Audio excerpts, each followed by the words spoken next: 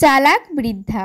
একবার এক বুড়ি ব্যাংকে এসে ব্যাংক ম্যানেজারকে বলল, স্যার আমি কিছু টাকা রাখতে চাই। ম্যানেজার জিজ্ঞাসা করল, কত টাকা আছে? বুড়ি বলল, হবে প্রায় 10 লাখের মতো। ম্যানেজার বলল, বাহ, আপনার কাছে বেশ ভালোই টাকা আছে। আপনি করেন কি?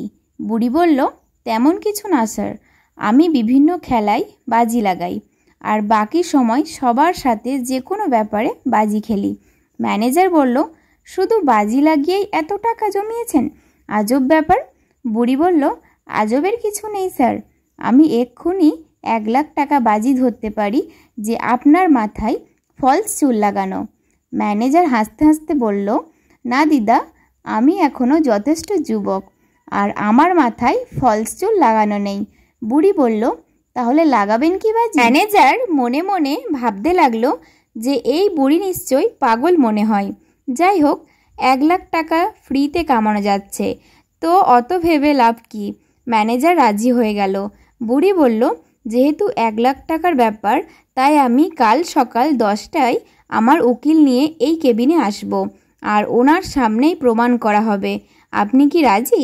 ম্যানেজার বলল, ঠিক আছে, আমি রাজি। ম্যানেজারের রাতে ঘুম আসলো না। সারা রাত ওই বুড়ি আর 1 লাখ টাকার কথা ভাবতে থাকে।